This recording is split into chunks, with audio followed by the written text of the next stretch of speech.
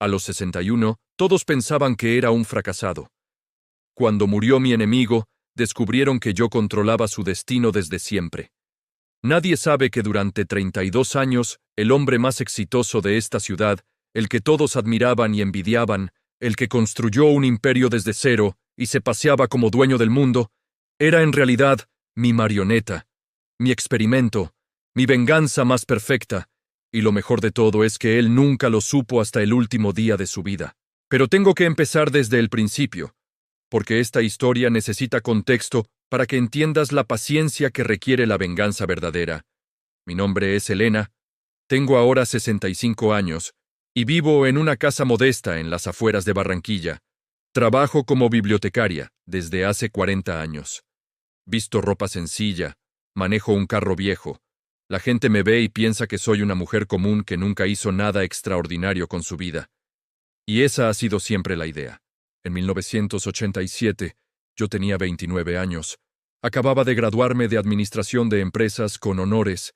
Era brillante, ambiciosa, tenía ideas innovadoras sobre negocios que estaban años adelantadas a su tiempo. Había conseguido trabajo en una empresa de importaciones mediana pero con potencial. Era asistente del gerente general, pero todos sabían que yo era quien realmente hacía el trabajo, quien cerraba los tratos, quien tenía la visión. Mi jefe se llamaba Rodrigo Santamaría, tenía 35 años. Venía de una familia con dinero y conexiones. Había heredado la empresa de su padre, pero no tenía ni idea de cómo manejarla. Era encantador y carismático, pero vacío. Todo apariencia y cero sustancia. La empresa sobrevivía porque yo trabajaba 16 horas diarias arreglando sus errores. Yo era quien negociaba con proveedores, quien estudiaba mercados, quien proponía nuevas líneas de negocio. Durante 2 años trabajé como una mula.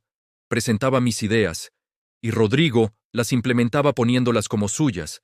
Yo esperaba pacientemente mi reconocimiento, mi ascenso, mi parte justa del éxito que estaba construyendo. Él me prometía que pronto me haría socia, que solo necesitaba tiempo para convencer a la junta directiva, que mi momento llegaría. Yo creía porque era joven e ingenua y pensaba que el trabajo duro eventualmente se recompensaba. Entonces, en 1989, presenté mi proyecto más ambicioso. Había identificado una oportunidad en el mercado de tecnología que estaba apenas comenzando en Colombia. Computadoras personales, software, era el futuro, y yo lo veía claramente. Había preparado un plan de negocios de 200 páginas, proyecciones financieras, contactos con proveedores internacionales, todo perfectamente documentado. Le entregué el proyecto a Rodrigo en una carpeta azul un lunes por la mañana. Él lo leyó superficialmente, sonrió y dijo que era interesante, que lo estudiaría. 2 semanas después me llamó a su oficina. Había otras 3 personas ahí, miembros de la junta directiva. Pensé que finalmente iba a recibir el reconocimiento que merecía. Me senté emocionada. Rodrigo comenzó a hablar sobre una decisión difícil que habían tenido que tomar. Mi corazón empezó a latir más rápido. Dijo que la empresa iba en una nueva dirección, que necesitaban reducir personal, que lamentablemente mi posición estaba siendo eliminada. Me quedé paralizada. No podía creer lo que estaba escuchando. Pregunté por qué había hecho mal. Rodrigo dijo con esa sonrisa falsa que conocía tan bien que no era nada personal, que simplemente estaban reestructurando, que me darían 3 meses de indemnización, que me escribirían una carta de recomendación excelente. Los otros directivos asentían sin mirarme a los ojos, todos cobardes escondidos detrás de la decisión de Rodrigo. Salí de esa oficina en shock. Limpié mi escritorio mientras mis compañeros miraban incómodos. Nadie dijo nada. Todos sabían que era injusto, pero nadie iba a arriesgar su trabajo por mí. Manejé a casa llorando de rabia más que de tristeza, porque sabía que algo no cuadraba. Rodrigo no me hubiera despedido justo después de presentarle el mejor proyecto de mi vida, a menos que hubiera una razón oculta. La razón se hizo evidente 2 meses después. Vi en el periódico un anuncio de página completa. Rodrigo había fundado una nueva empresa, Tecnoimport, especializada en importación de computadoras y software. El anuncio describía una visión innovadora del futuro de la tecnología en Colombia. Usaba las mismas palabras, las mismas proyecciones, las mismas ideas que estaban en mi proyecto. Él había robado mi trabajo. Me había despedido para que no pudiera reclamar crédito, y ahora estaba implementando mi visión como si fuera suya. Intenté demandar. Contraté un abogado con el poco dinero que tenía, pero Rodrigo tenía mejores abogados. Tenía conexiones. Tenía dinero. Argumentaron que cualquier trabajo que yo había hecho mientras era empleada le pertenecía a la empresa. Que no tenía forma de probar que las ideas eran mías, que era mi palabra contra la suya. El caso fue desestimado en semanas. Perdí el dinero del abogado y quedé con deudas. Busqué trabajo desesperadamente, pero Rodrigo había hablado con sus contactos en el sector. Nadie me quería contratar. Decían que tenía problemas con la autoridad, que había tratado de robar ideas de mi antiguo empleador, que era conflictiva. Mi reputación estaba destruida antes de que pudiera defenderme. Terminé aceptando un trabajo en una biblioteca por un salario miserable, apenas suficiente para sobrevivir. Mientras tanto, Rodrigo prosperaba, su empresa creció exponencialmente, estaba en el lugar correcto, en el momento correcto, con la idea correcta, mi idea. En 5 años, Tecnoimport se convirtió en una de las empresas más importantes de tecnología del Caribe colombiano. Rodrigo aparecía en revistas de negocios. Daba entrevistas hablando de su visión, de su genio empresarial, de cómo había identificado oportunidades que otros no veían. Cada artículo era una puñalada. Podría haberme amargado, podría haber pasado el resto de mi vida quejándome de la injusticia. Muchas personas en mi situación lo hacen. Pero yo decidí algo diferente. Decidí que si iba a destruir a Rodrigo tenía que ser paciente, tenía que ser inteligente, tenía que jugar un juego tan largo que él nunca vería venir el golpe final. Porque la venganza rápida es satisfactoria, pero la venganza lenta es una obra de arte. Empecé a estudiar todo sobre Rodrigo. Leía cada artículo sobre él, sobre su empresa, sobre sus movimientos, sus estrategias, sus debilidades. Trabajaba en la biblioteca durante el día, y por las noches estudiaba contabilidad, finanzas, leyes corporativas. Me convertí en experta en todo lo que necesitaba saber para eventualmente destruirlo. Pasé años preparándome, esperando el momento correcto. En 1995, 6 años después de mi despido, identifiqué mi primera oportunidad. Tecnoimport estaba expandiéndose agresivamente. Habían abierto sucursales en 5 ciudades. La empresa estaba creciendo más rápido de lo que su infraestructura podía sostener. Vi las señales de problemas de flujo de caja, de sobreapalancamiento, de expansión insostenible. Pero Rodrigo estaba demasiado enamorado de su propio éxito para verlo. Conseguí un préstamo pequeño usando mi casa como garantía. Invertí en acciones de una empresa competidora de Tecnoimport que estaba subvaluada. Esperé pacientemente mientras esa empresa lentamente ganaba terreno. Cuando las acciones subieron, vendí con ganancias modestas. Reinvertí esas ganancias en otra oportunidad, luego otra. Durante años construí lentamente un capital de inversión. Nunca grandes cantidades, siempre movimientos pequeños y cuidadosos que nadie notaría. Para el año 2000 tenía suficiente dinero ahorrado para empezar la segunda fase de mi plan. Creé una empresa de inversiones bajo un nombre corporativo genérico. Usé prestanombres para ocultar mi identidad. Empecé a comprar acciones de Tecnoimport cada vez que salían a la venta. Pequeñas cantidades de diferentes fuentes, tan discretamente que nadie notaba el patrón. En 5 años había acumulado el 8% de la empresa. No suficiente para tener control, pero suficiente para tener voz en decisiones importantes. Simultáneamente, empecé a infiltrar la vida de Rodrigo de formas que él nunca notaría. Me hice amiga de su secretaria nueva haciéndome pasar por reclutadora de personal. Ella me contaba sobre las operaciones internas de la empresa, pensando que era información inocente. Conocí a su contador en un curso de actualización tributaria. Nos hicimos conocidos. Él me consultaba opiniones técnicas sin saber quién era yo realmente. Lentamente construí una red de información alrededor de Rodrigo. En 2005 convencí a mi prima segunda, que tenía experiencia en administración, de que aplicara para un puesto gerencial en Tecnoimport. Ella no sabía nada de mi historia con Rodrigo. Solo pensaba que le estaba dando un buen contacto laboral. La contraté y se convirtió en gerente de operaciones. Ella me mantenía informada inocentemente sobre todo lo que pasaba en la empresa, pensando que solo estaba compartiendo anécdotas con su prima, que trabajaba en una biblioteca. Año tras año, decisión tras decisión, usé mi conocimiento privilegiado para manipular sutilmente el destino de Tecnoimport. Cuando supe que estaban considerando expandirse a Venezuela, sugerí a través de terceros que era una oportunidad increíble, sabiendo que el clima político allá estaba a punto de volverse hostil para negocios extranjeros.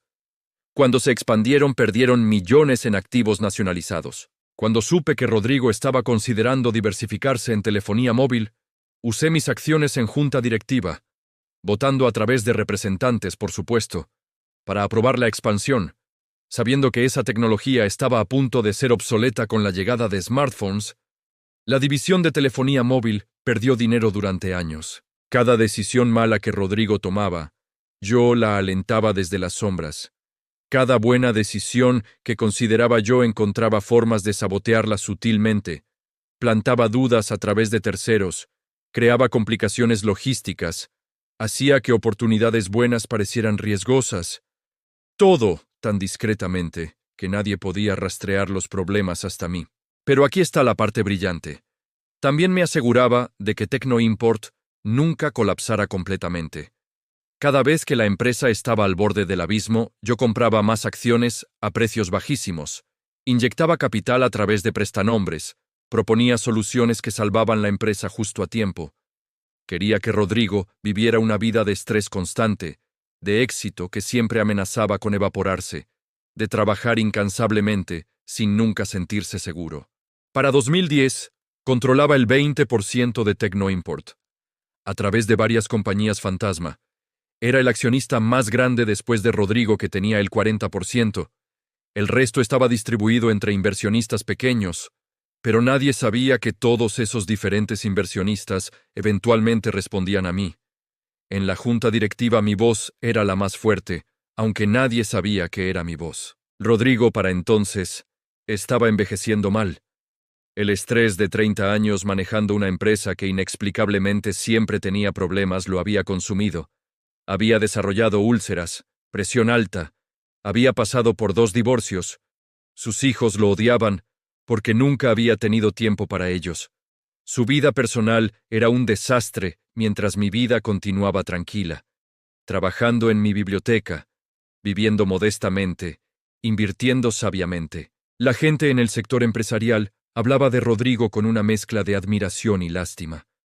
Admiraban que hubiera construido un imperio, pero compadecían que pareciera tan miserable, que trabajara hasta la medianoche todos los días, que nunca pudiera relajarse, que siempre estuviera apagando incendios.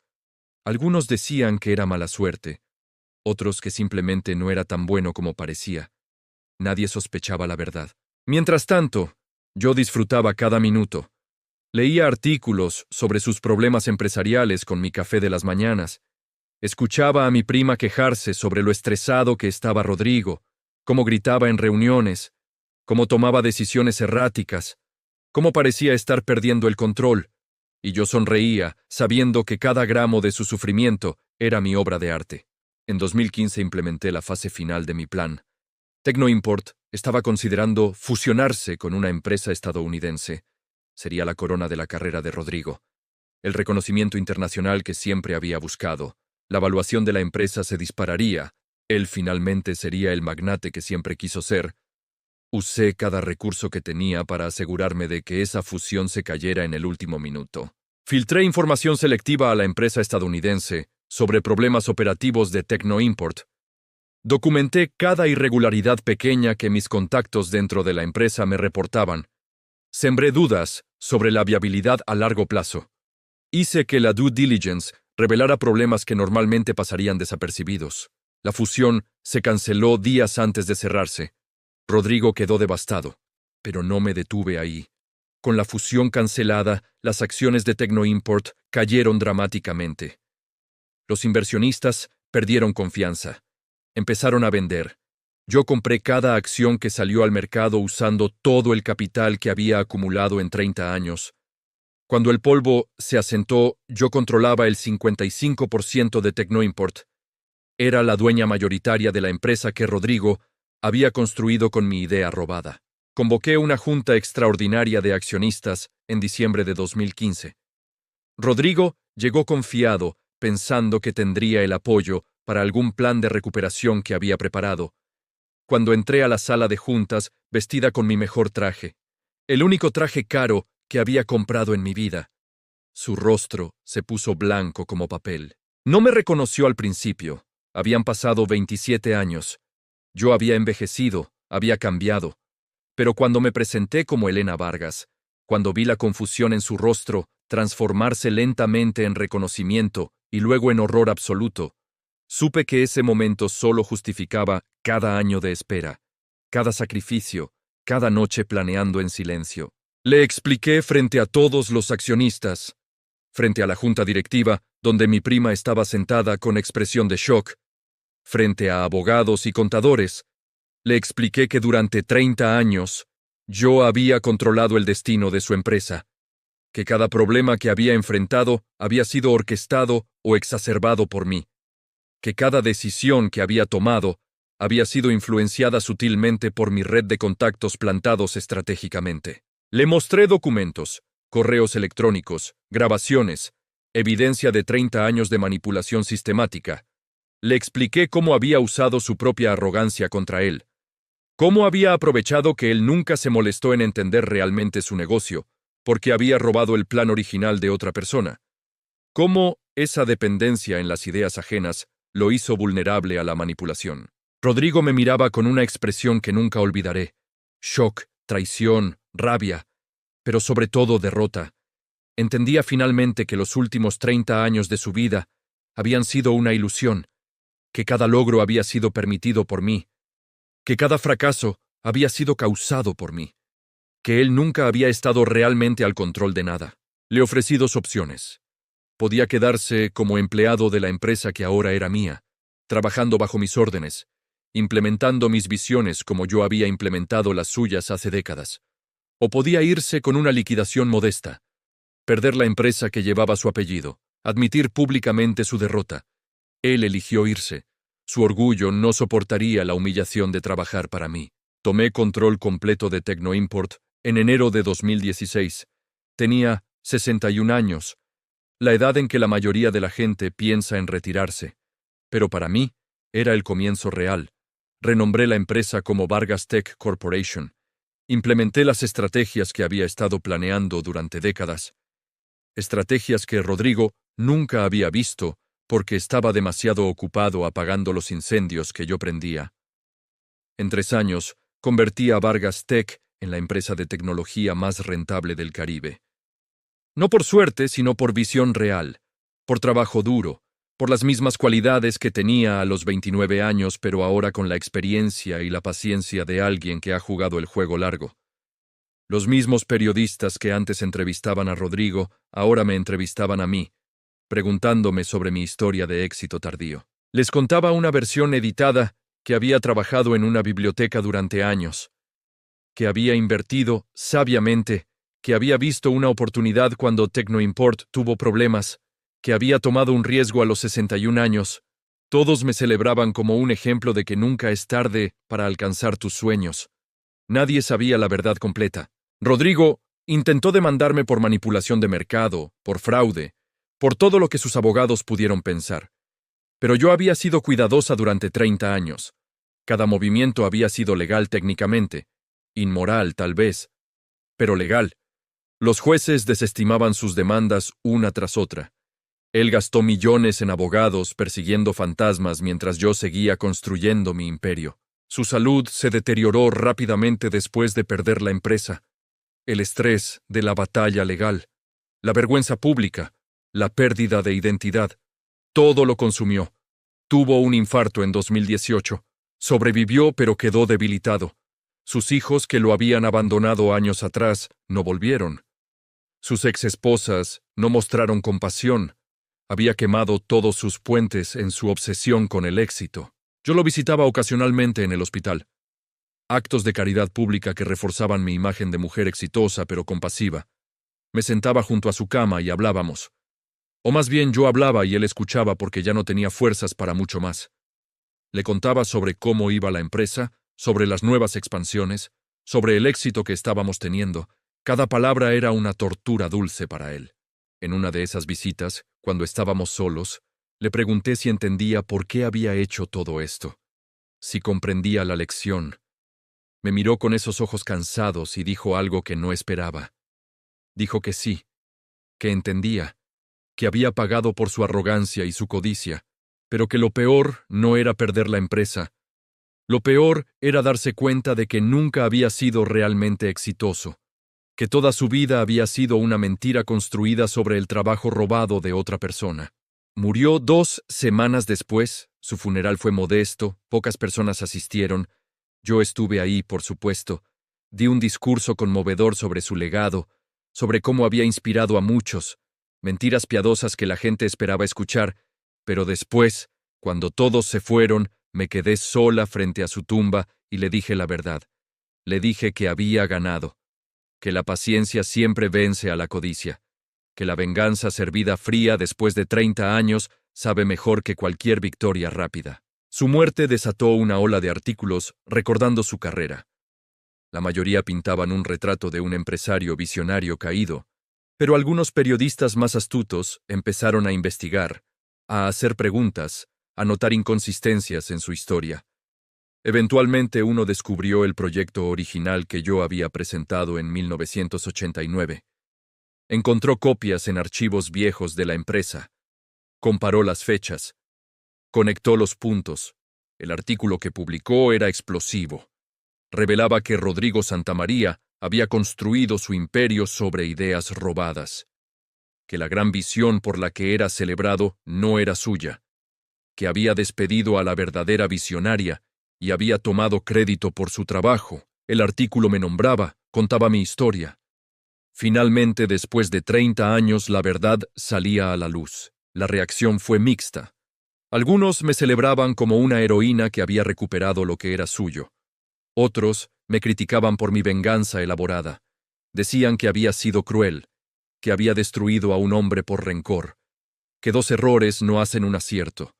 Pero a mí no me importaba la opinión pública, había logrado lo que me propuse. Mis hijos, que había criado sola con mi salario de bibliotecaria, tuvieron reacciones diferentes. Mi hijo mayor estaba orgulloso. Decía que había sido brillante, que Rodrigo se merecía lo que le pasó. Mi hija menor estaba horrorizada. Decía que me había consumido la venganza, que había perdido 30 años de mi vida, obsesionada con destruir a alguien, que había elegido el odio sobre la felicidad. Ambos tenían razón en cierto modo. Había sido brillante, pero también había pagado un precio. Había vivido 30 años con un propósito singular. Cada decisión filtrada a través del prisma de mi venganza. Había renunciado a relaciones, a experiencias, a la posibilidad de seguir adelante. Todo en servicio de este plan largo y complicado. Ahora tengo 65 años. Soy dueña de una empresa exitosa, soy rica más allá de lo que nunca imaginé. Tengo el reconocimiento que me robaron hace décadas. Pero también estoy sola. Mis hijos me ven con una mezcla de orgullo y miedo. No tengo pareja porque nunca tuve tiempo para relaciones. No tengo amigos cercanos porque pasé décadas mintiendo sobre quién era y qué hacía. Tengo éxito, pero no necesariamente felicidad. A veces me pregunto si valió la pena, si habría sido mejor simplemente seguir adelante en 1989, buscar otro trabajo, construir una vida diferente, olvidar a Rodrigo y su traición. Hay días en que pienso que desperdicié 30 años de mi vida en una venganza elaborada que al final me dejó vacía. Otros días miro el edificio con mi apellido y siento una satisfacción profunda que nada más podría darme. La verdad incómoda es que ambas cosas son verdad simultáneamente. Gané y perdí, me vengué pero pagué un precio alto, recuperé mi legado pero sacrifiqué mi presente. No hay una resolución limpia donde todo tiene sentido. Solo hay la realidad compleja de decisiones hechas y consecuencias vividas. Entonces te pregunto, si alguien te robara tu mayor logro, tu visión, tu futuro, y se beneficiara de ello durante décadas, ¿estarías dispuesta a sacrificar 30 años de tu vida para eventualmente destruirlos? ¿Entenderías que la venganza perfecta requiere paciencia infinita? ¿Aceptarías que ganar puede a veces sentirse como perder? que la justicia puede costar tu felicidad, porque yo aprendí que la venganza es como el fuego.